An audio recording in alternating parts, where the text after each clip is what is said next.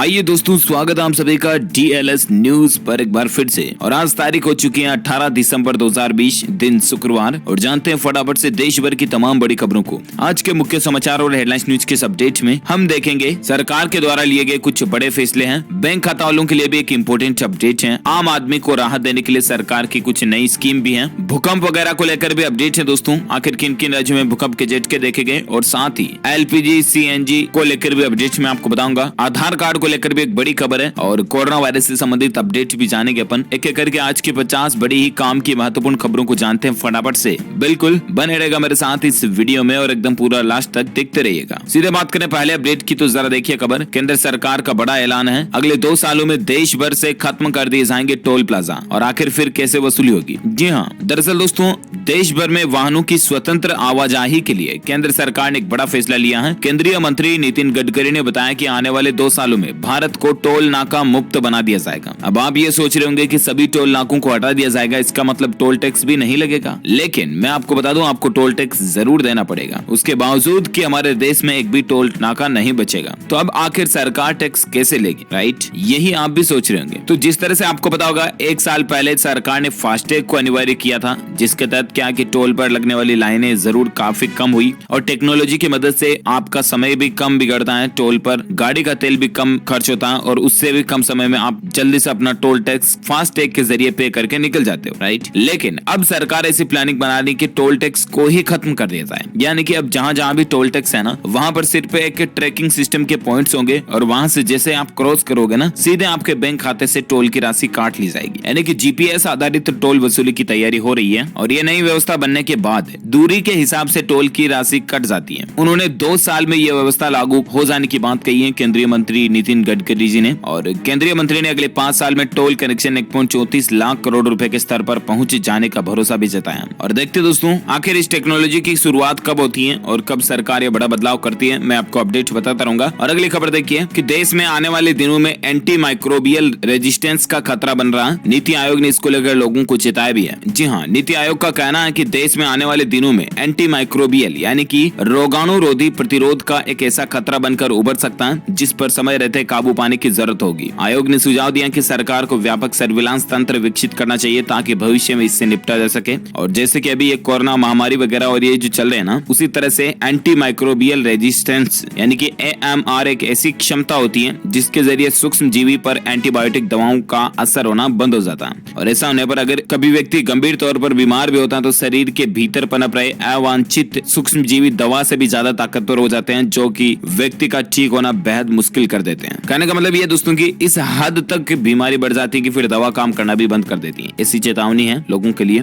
So please be careful आप भी। और अगली खबर देखिए, योग को बढ़ावा देने के लिए खेल मंत्रालय ने बड़ा फैसला लिया है। योगासन को प्रतियोगी खेल के तौर पर मान्यता मिल चुकी है। जी हाँ दोस्तों, योगा जो होते हैं ना, खास करके हमारे देश में बाबा रामदेव योग गुरु के नाम से फेमस, आपको पता होगा। अलग अलग तरह के योगा भी बताते हैं और जिंदगी में एक महत्वपूर्ण भूमिका भी निभाता है योगा। जो लोग करते हैं उनको अच्छी तरह से पता होगा, राइट? और ऐसे में अब भारत सरकार ने आखिरकार योग को प्रतियोगी खेल यानी कि कॉम्पिटिटिव स्पोर्ट्स के रूप में मान्यता मिल चुकी है। यानी दोस्तों सिंपली है कि अब बाकी खेलों की तरह योग की भी अब राज्यों में योगा स्पोर्ट्स फेडरेशन होगी और योगा के भी कॉम्पिटिटिव गेम्स के आयोजन किए जाएंगे। जिस तरह से cricket, football, hockey, kho kho के मैचेस होते हैं ना, उस तरह से योगा के भी कॉम्पिटिटिव स्पोर्ट्स होंगे। ये मान्यता मिल चुकी है। आयुष मंत्रालय और युवा एवं खेल मामलों मंत्रालय के द्वारा एक संयुक्त प्रेस कॉन्फ्रेंस के दौरान ये बात की जानकारी भी दी गई है। अच्छी बात है वाकई में। और अगली खबर देखिए, कल ही दोस्तों इसरो ने आखिरकार फाइनली सैटेलाइट को लॉन्च कर दिया। PSLV लॉन्च हो चुका है। मोबाइल और टीवी के सिग्नल बढ़ाने में ये मदद करेगा।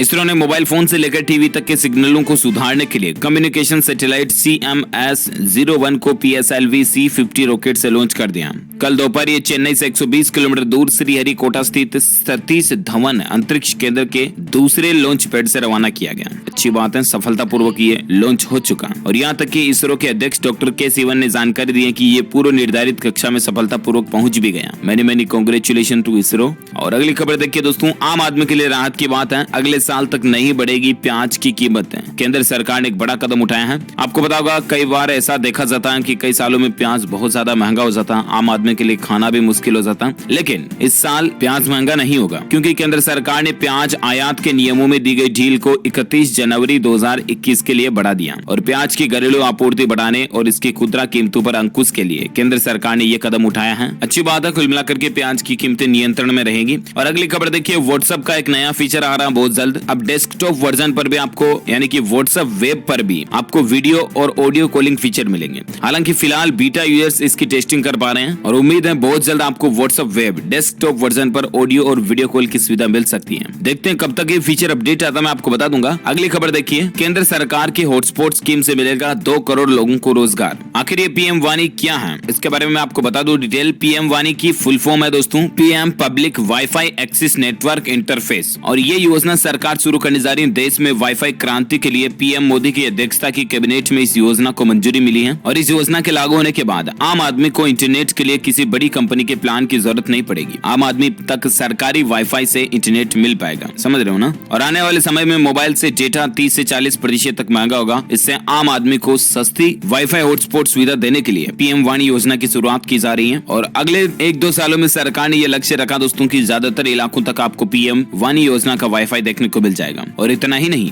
देश में कोई भी पीसीओ बूथ वाला, चाय की दुकान वाला, नाश्ते की दुकान, सड़क किनारे किसी भी छोटे सी कोने सी दुकान वाला भी सरकार के इस पब्लिक डेटा वाईफाई सिस्टम का हिस्सा बन सकता है, जहां से आपको वाईफाई सप्लाई मिलती रहेगी। वाकई में बहुत अच्छी प्लानिंग है गवर्नमेंट की। चलिए साथ ही बात करें अगले अपडेट में, जहां खबर देखिए दोस्तों, इंडसइंड बैंक ने लॉन्च किया पहला मेटल क्रेडिट कार्ड। आपको कई खास सुविधाएं भी मिलेगी। प्राइवेट सेक्टर का जो बैंक है इंडसइंड, उसने कल ही अपना पहला मेटल क्रेडिट कार्ड लॉन्च किया और इस कार्ड को पायनियर हेरिटेज के नाम से लॉन्च किया गया। ग्राहकों को इस कार्ड की मदद से ट्रेवल, वेलनेस, लाइफस्टाइल समेत कई सारी खास सुविधाएं और शॉपिंग वगैरह पर बेनिफिट्स मिल सकेंगे। इस कार्ड पर 2.5 करोड़ का पर्सनल एयर एक्सीडेंट कवर भी मिलेगा, यानी कि हवाई जहाज में अगर आप जा रहे हो और एक्सीडेंट वगैरह हो जाते हैं ना, तो भी आपको कवर मिलेगा ना। चलिए बात करें अगली खबर में, जहां अपडेट देखिए कि पबजी दीवानों की टूट गई सारी उम्मीद। देश में रीलॉन्च पर सरकार के नो परमिशन निकल कर आ रही है। जी हाँ, दरअसल दोस्तों भारत सरकार ने बैटल रॉयल गेम पबजी के लॉन्च से जुड़ी सभी अफवाहों को साफ कर दिया और इलेक्ट्रॉनिक्स और सूचना प्रौद्योगिकी मंत्रालय यानी कि MEITY ने यह आधिकारिक रूप से बता दिया कि केंद्र सरकार ने पबजी मोबाइल इंडिया को लॉन्च के लिए अनुमति नहीं दी है। हालांकि दोस्तों आपने बीच में देखा होगा पबजी मोबाइल इंडिया की तरफ से ऑफिशियली ट्वीट वगैरह भी किया गया था और ये बात की जानकारी भी दी गई थी कि पबजी एक नए फॉर्मेट में इंडियन वर्जन के साथ में वापस रीलॉन्च वगैरह होने जा रहा है, राइट। लेकिन एक RTI लगाई गई पबजी के बारे में और पबजी की लॉन्चिंग को लेकर 30 नवंबर को एक RTI में सरकार ने जवाब देते हुए बताया कि पबजी के लॉन्च को लेकर सरकार ने ऑफिशियली कोई अनुमति नहीं दी है और ऐसे में इस साल तो पबजी के लॉन्च होने की संभावना बिल्कुल भी नहीं है। हालांकि कुछ मीडिया रिपोर्ट में यह दावा किया जा रहा है कि मौजूदा परिस्थितियों को देखते हुए पबजी मोबाइल इंडिया को मार्च 2021 से पहले भारत में लॉन्च किए जाने की संभावना नहीं है। देखते हैं अब सरकार की तरफ से इसको कुछ मतलब कि पबजी मोबाइल इंडिया की तरफ से टर्म्स कंडीशंस बदलने के बाद मंजूरी मिलने के चांसेस बढ़ सकते हैं और उसी के बाद हो सकता है कि साल 2021 के मार्च-अप्रैल तक आपको पबजी मोबाइल इंडिया वापस देखने को मिले, ठीक है ना। तो इसमें आगे और क्या अपडेट आता है मैं आपको बताता रहूंगा। फिलहाल अगली खबर देखिए, कम आय वर्ग के लिए अच्छी खबर है। 1 जनवरी से कम प्रीमियम पर भी आप टर्म प्लान खरीद सकोगे। जी हाँ, नए साल से बड़ा इंश्योरेंस टर्म प्लान वगैरह लेने वालों के लिए अच्छी खबर है, क्योंकि भारतीय बीमा विनियामक जो है ना IRDA, उसके निर्देश पर देश भर की बीमा कंपनियां 1 जनवरी से सरल जीवन बीमा पॉलिसी लॉन्च करने जा रही है और इस बीमा पॉलिसी में आपको कम प्रीमियम में टर्म प्लान खरीदने का भी मौका मिलेगा।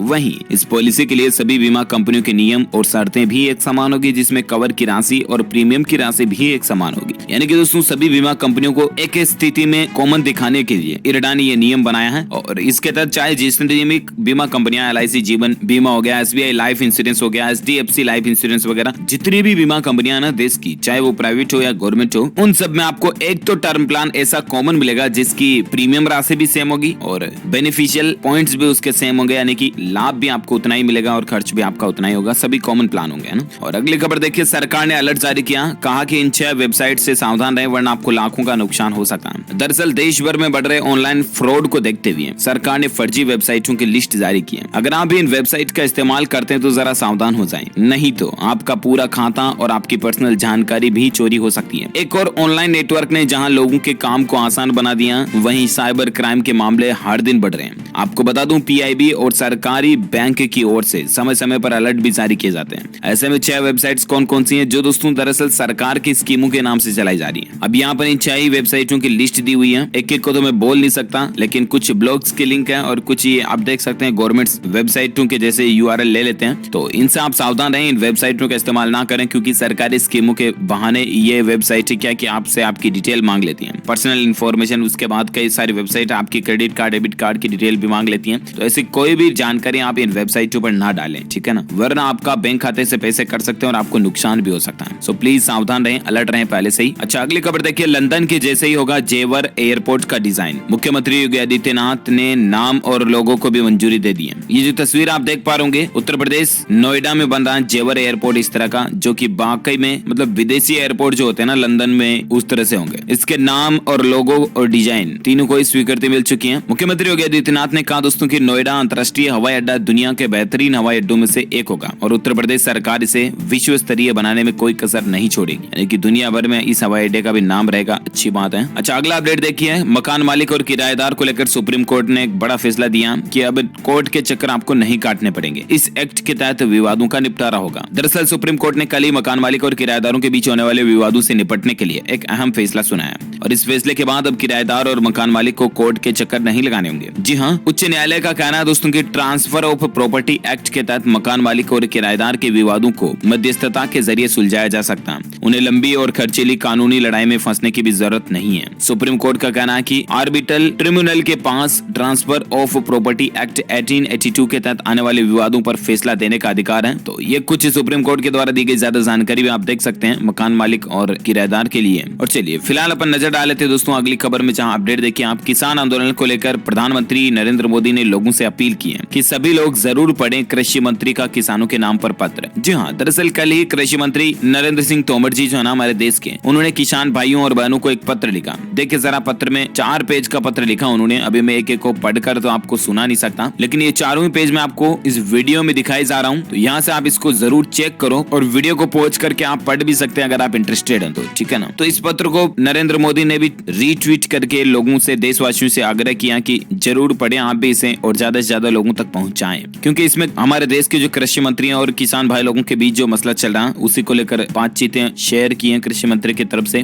तो जरूर पढ़ना चाहिए आपको भी। अच्छा, वहीं किसान आंदोलन को लेकर आज ये भी खबर है कि आंदोलन के बीच आज मध्य प्रदेश के किसानों से बातचीत भी करेंगे प्रधानमंत्री नरेंद्र मोदी भी। आपको पता होगा केंद्र सरकार के कृषि कानूनों के खिलाफ पंजाब और हरियाणा समेत कुछ अन्य राज्यों के किसान आंदोलन कर रहे हैं और इसी बीच प्रधानमंत्री नरेंद्र मोदी पिछले दिनों गुजरात के कच्छ के दौरे के दौरान भी किसानों से बातचीत की और अब पीएम मोदी जो है ना शुक्रवार को यानी कि आज ही मध्य प्रदेश के किसानों को भी संबोधित करने वाले हैं, तो ये भी अच्छी पहल है। देखते हैं आज बातचीत में क्या नतीजा निकल कर आता, मैं आपको बताऊंगा जरूर। और फिलहाल अगली खबर देखिए, किसानों को लेकर केंद्र और राज्य में बड़ा घमासान। पंजाब के बाद अब दिल्ली ने भी रद्द कर दिए कृषि कानून। दरअसल दिल्ली सरकार ने भी केंद्र सरकार के तीनों नए कृषि कानूनों को रद्द कर दिया। कृषि कानूनों को रद्द करने वाला दिल्ली दूसरा राज्य बन गया और दिल्ली से पहले पंजाब ने इनको रद्द किया था। कल ही दिल्ली के मुख्यमंत्री अरविंद केजरीवाल ने विधानसभा सत्र के बाद मीडिया से बात करते हुए किसान आंदोलन में अब तक 20 से ज्यादा किसानों की जान जाने की बातें भी कही और ये कुछ तस्वीरें भी देखी गई जिसमें अरविंद केजरीवाल ने कानून की प्रतियों को फाड़ दिया। विधानसभा सत्र में इन कानूनों के खिलाफ प्रस्ताव पेश करते हुए अरविंद केजरीवाल ने सवाल किया कि केंद्र सरकार को महामारी के दौरान इन कानूनों को संसद में पारित करने की ऐसी भी क्या जल्दी थी। उन्होंने कहा कि ऐसा पहली बार हुआ कि राज्यसभा में मतदान कराए बिना 3 कानून पास कर दिए गए, ध्वनि मत वगैरह से किए थे हालांकि, लेकिन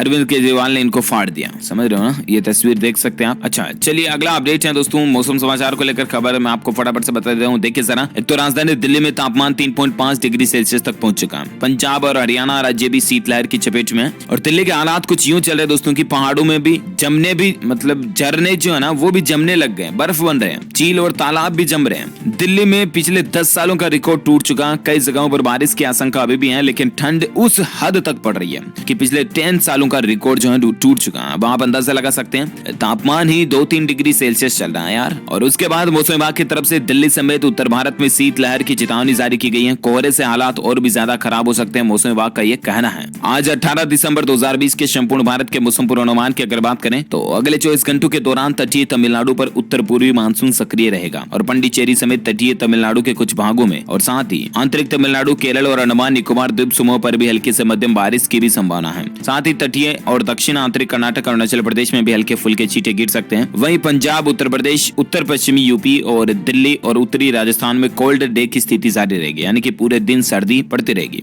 पंजाब, हरियाणा, पश्चिम उत्तर प्रदेश, दिल्ली के साथ साथ राजस्थान के भी भी कई हिस्सों में शीतलहर की भी चेतावनी दी जा रही है। ओके, तो ये रहे आज के वेदर न्यूज अलर्ट मौसम समाचार। और वैसे मैं आपको बता रहा था कि जैसा कि शुरुआत में कि कई राज्यों में भूकंप के झटके भी देखे गए। कहां तो देखिए जरा, राजधानी दिल्ली एनसीआर में ही कल भूकंप के तेज झटके लगे थे। लोग घरों से बाहर आ गए थे क्योंकि तीव्रता 4.2 मापी गई। राजस्थान के अलवर में ये भूकंप का केंद्र भी था। देखिए जरा, दिल्ली में जब भूकंप के झटके आए ना, तो उस दौरान वीरेंद्र सहवाग ने कहा कि सब कुछ हिल गया भाई। क्रिकेटर वीरेंद्र सहवाग ने ट्वीट करके कहा कि सब कुछ हिल गया। और शाम के समय तो दिल्ली में आया भूकंप और दोपहर के दौरान राजस्थान राज्य में भी भूकंप के झटके महसूस किए गए थे। तकरीबन सुबह 11 बजे के लगभग राजस्थान राज्य में भी भूकंप के झटके आए। चिल्लाते हुए लोग बाग घरों से बाहर आ गए थे। राजस्थान के अंदर जयपुर, सीकर, यहाँ पर भूकंप के कुछ झटके महसूस किए गए। हिमाचल प्रदेश में भी भूकंप देखा गया कल। और इसके अलावा दोस्तों मणिपुर के बाद दिल्ली में भूकंप आया, यानी कि पहले मणिपुर में भी भूकंप के झटके महसूस हुए थे, है ना। तो ये कुछ मसला चल रहा है, लेकिन हालांकि गनीमत ये रही दोस्तों की जान माल को नुकसान नहीं हुआ, तो ये अच्छी बात है। वही बात करें आज के सराफा बाजार में सोने चांदी के रेट को लेकर, तो गोल्ड के भाव में आज भी तेजी देखी गई है। चांदी भी महंगी हुई है। क्या रेट चल रहा है? तो दिल्ली में सराफा बाजार में गुरुवार को सोने का भाव 194 रुपए प्रति 10 ग्राम बढ़ गया। और उसके बाद राजधानी दिल्ली में अभी सोने का नया रेट चल रहा है 49,451 रुपए प्रति 10 ग्राम। वहीं चांदी की बात करें तो चांदी में 1184 रुपए का उछाल देखा गया। और उसके बाद अभी चांदी का रेट चल रहा है 65,785 रुपए प्रति किलोग्राम। चांदी का रेट पहुंच गया, है ना। और इसी के साथ ही अब अपन नजर डाल लेते हैं फटाफट से कोरोना से जुड़े संबंधित अपडेट पर। तो देखिए खबर, एक तो कोविड-19 से लड़ रहे हरियाणा के स्वास्थ्य मंत्री अनिल विज की हालत काफी बेहतर है। मेदांता में इनका इलाज चल रहा है। ये हरियाणा के स्वास्थ्य मंत्री हैं और खुद कोरोना से भी पॉजिटिव हो चुके थे। तो हालांकि अब ये काफी अच्छे चल रहे हैं, रिकवर हैं। भगवान जल्दी इनकी सेहत को स्वस्थ करे। और एक खबर देखिए, कोरोना के टीके को लेकर डब्ल्यूएचओ का एक बड़ा बयान आ रहा है। डब्ल्यूएचओ का कहना है कि ये टीका कोई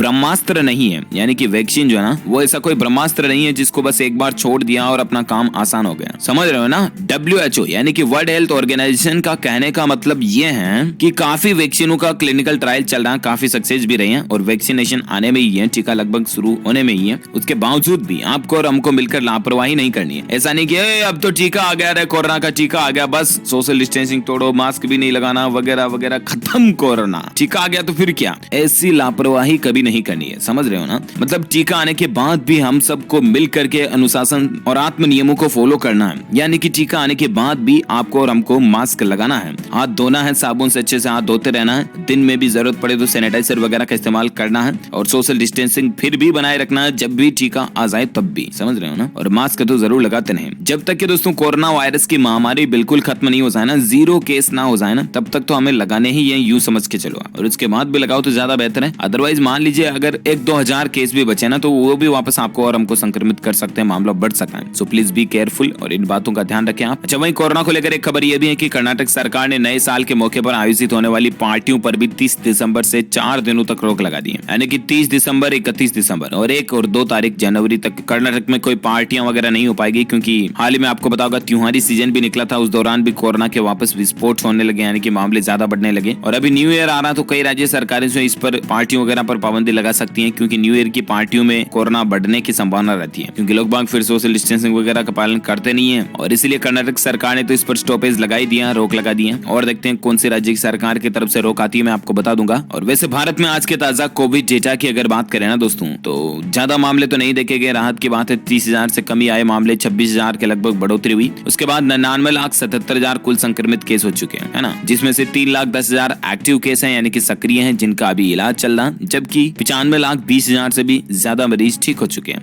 इस वायरस के कारण भारत में मरने वालों की कुल संख्या का आंकड़ा 1,44,829 से भी ज्यादा पहुंच गया है। तो ये रहा आज का ताजा कोविड डेटा, राइट। वही नजर डाल लेते हैं फटाफट से देश से जुड़ी कुछ और बड़ी खबरों में, जहां अपडेट देखिए दोस्तों। एजुकेशन को लेकर कुछ खबर है। एक तो आज नहीं बल्कि 22 दिसंबर को शिक्षकों से बातचीत करेंगे शिक्षा मंत्री, लाइव चर्चा करेंगे। हालांकि ये कार्यक्रम आज होना था, इट मींस 17 दिसंबर को होना था, लेकिन अब इसको 22 दिसंबर पर पोस्टपोन कर दिया। और देखते हैं कि शिक्षा मंत्री जो हमारे देश के शिक्षकों से बातचीत करेंगे ना, तो उस दौरान क्या कुछ बातें होती है, स्कूलों वगैरह को खोलने को लेकर क्या कुछ अपडेट आता है, मैं आपको बता दूंगा। एजुकेशन की जब बात हो रही तो और एक खबर देखिए, इंडियन कोस्ट गार्ड नाविक के एडमिशन कार्ड जो है वो 19 दिसंबर को जारी होंगे। जनवरी में इसकी परीक्षा होगी। आप ऑफिशियल वेबसाइट joinindiacoastguard.gov.in पर विजिट करके आपके कॉल लेटर वगैरह डाउनलोड कर सकते हैं। 19 से लेकर 25 दिसंबर तक एडमिशन कार्ड ऑफिशियल वेबसाइट पर अवेलेबल रहेंगे। ओके, अगली खबर देखिए दोस्तों, हज यात्रा 2021 के लिए किस शहर के यात्री को कितने रुपए खर्च करने होंगे, इसको लेकर एक लिस्ट जारी हुई है, जहां देख लीजिए आप बंगलुरु, दिल्ली, लखनऊ, हैदराबाद, यहाँ पॉइंट से जाने वाले हज यात्रियों को लगभग 3,50,000 रुपए खर्च करने होंगे। कोच्चि, श्रीनगर, एम्बाकर्षण पॉइंट से जाने वाले वाले यात्रियों को लगभग 3,60,000 रुपए वगैरह वगैरह। कोलकाता से जाने वाले यात्रियों को 3,70,000 रुपए। तो इस बार हज यात्रा पर यह कुछ खर्चा रहेगा। और साथ ही खबर चल रही है, दुनिया में पहली बार वायु प्रदूषण से मौत पर किसी अदालत ने लगाई मुहर। ब्रिटेन का है मामला। जी हाँ, वैसे हम सभी जानते हैं दोस्तों कि वायु प्रदूषण हमारे शरीर में काफी नुकसान करता है, राइट। और वायु प्रदूषण यहाँ तक कि हमारे लिए जानलेवा भी हो सकता है। लेकिन अभी तक भी दुनिया में किसी भी कोर्ट ने कानूनी रूप से ये तय नहीं किया कि हाँ फलाना शख्स की मौत वायु प्रदूषण से हुई है। लेकिन कल ही ब्रिटेन में इस तरह का मामला देखा गया। दरअसल ब्रिटेन की एक अदालत ने 9 साल की बच्ची जिसका नाम है एल्ला किसी डेब्रा है, उसकी मौत की वजह वायु प्रदूषण को माना है। और ब्रिटेन ही नहीं बल्कि दुनिया में ये पहला मामला है जब किसी अदालत ने वायु प्रदूषण से मौत होने पर मुहर लगाई है। एल्ला के मृत्यु प्रमाण पत्र को जारी करने वाली अथॉरिटी ने भी रिपोर्ट दी है कि मौत के कारण को श्वसन तंत्र काम न करने और गंभीर अस्थमा और वायु प्रदूषण ही बताया जाएगा। वैसे एल्ला की मौत 2013 में हुई थी, लेकिन इस पर अब जाकर के फैसला आया है ना। और अगला अपडेट देखिए कि कोहरे ने बिगाड़ी ट्रेनों की रफ्तार। कैंसिल हुई 34 ट्रेन, 26 ट्रेनों की भी घटा दी रेलवे ने फ्रीक्वेंसी। जी हाँ, आजकल ठंड का मौसम चल रहा है, शीतलहर वगैरह और कोहरा भी काफी पड़ रहा है, राइट। उसके चलते रेलवे ने तकरीबन 34 गाड़ियों को कल ही रद्द कर दिया था और 26 ट्रेनों की फ्रीक्वेंसी को भी घटा दिया। इसके अलावा आंशिक तौर पर 4 ट्रेनों को निरस्त भी किया। रेलवे का यह आदेश 16 तारीख से लेकर 31 दिसंबर 2020 तक लागू रहेगा। ज्यादातर ऐसी ट्रेनों को कैंसिल किया गया है जो रोजाना अथवा सप्ताह में 5-6 दिन चलती हैं। इन रेलगाड़ियों के रद्द होने से यात्रियों को दिक्कतें भी हो सकती हैं। अब कौन कौन से रूट की गाड़ियों को रद्द किया गया तो इसके डिटेल आप यहाँ स्क्रीन पर देख लीजिएगा, रेल में बैठने से पहले, अगली रेल यात्रा करने से पहले, है ना। अच्छा, अगली खबर देखिए, बुजुर्गों को 26 जनवरी से मिलेगा एक नया साथी जिससे आप 24 घंटे बातचीत कर सकेंगे, अपना दुख शेयर कर पाओगे। जी हाँ, अब जो हमारे देश के बुजुर्ग है ना, बूढ़े दादा दादी है ना, उनको सुरक्षा सहित उनकी अपनी छोटी छोटी जरूरतों के लिए भटकना नहीं पड़ेगा, क्योंकि केंद्र सरकार जो है वो नेशनल हेल्पलाइन नंबर तैयार शुरू करने जा रही है जो कि बुजुर्गों की मदद के लिए ही होंगे। खास करके हमारे देश में जो ऐसे बुजुर्ग हैं जिनके घर परिवार में ऐसा कोई नहीं है जो उनकी मदद कर सके, तो उनके लिए सरकार नेशनल हेल्पलाइन नंबर शुरू करने जा रही है। और अच्छी बात पता है क्या, 26 जनवरी 2021 से इसकी शुरुआत भी हो जाएगी। टोल फ्री नंबर कॉल करना पड़ेगा इसके लिए बुजुर्गों को, और वो जो नंबर है वो रहेगा 14567, ठीक है ना। और इस नंबर पर संपर्क करने के बाद सरकार आपको किसी भी चैरिटी, ट्रस्ट अथवा किसी भी तरीके से मदद मुहैया करा देगी। चलिए अगली खबर देखिए, पंजाब में अब LPG, CNG किटों और इलेक्ट्रिक वाहनों के रजिस्ट्रेशन के लिए देनी होगी 5,000 रुपए फीस। जी हाँ, पंजाब के मुख्यमंत्री कैप्टन अमरिंदर सिंह की अध्यक्षता में गुरुवार को हुई कैबिनेट की बैठक में एक अहम फैसला लिया गया। पंजाब सरकार ने पड़ोसी राज्यों के जैसे ही मोटर वाहनों के नए मॉडल, LPG या CNG किटों की मंजूरी और इलेक्ट्रिक वाहनों की रजिस्ट्रेशन की प्रोसेसिंग फीस लगाने का फैसला किया। पंजाब कैबिनेट ने पड़ोसी राज्यों के जैसे अब यह नया मॉडल शुरू करने की प्लानिंग बना दी है। ज्यादा जानकारी आप देख सकते हैं। अच्छा, अगली खबर देखिए, सोनू सूद और श्रद्धा कपूर बने साल 2020 के हॉटेस्ट वेजिटेरियन। PETA ने लिस्ट जारी की और उसमें ये टॉप रहे हैं। People for the ethical treatment of animals, ये एक सामाजिक संस्था है, इसकी तरफ से लिस्ट जारी की गई जिसमें सोनू सूद और श्रद्धा कपूर को हॉटेस्ट वेजिटेरियन सेलिब्रिटी चुना गया है। करंट अफेयर्स के लिहाज से भी ध्यान में रखिएगा। अच्छा, अगली खबर देखिए, सेना की ताकत में बढ़ोतरी हो गई क्योंकि हथियारों की खरीद के लिए 28,000 करोड़ के रक्षा सौदे को सरकार की मंजूरी मिल चुकी है। तो ये वाकई में राहत की बात हमारी इंडियन आर्मी के लिए। और साथ ही खबर ये भी चली दोस्तों के आधार कार्ड को अब डाक विभाग के कर्मचारी भी अपडेट कर देंगे। इसको लेकर मोबाइल टीमें गठित की जाएगी और आपके आधार से जुड़े काम अब डाक विभाग में आसानी से हो पाएंगे। साथ ही खबर देखिए, सीमा पर तनाव के बीच मोदी सरकार ने एक बड़ा फैसला लिया है। चीनी बॉर्डर से जोड़ने वाले सभी राजमार्गों को 10 मीटर चौड़ा किया जाएगा। इन सभी रोड्स को, सड़कों को, राजमार्ग जो है इनको 10 मीटर चौड़ा किया जाएगा। तो अच्छी बात है ये भी। और एक खबर देखिए, केट ने कहा खराब रिकॉर्ड वाले अफसरों को समय से पहले रिटायर करवाना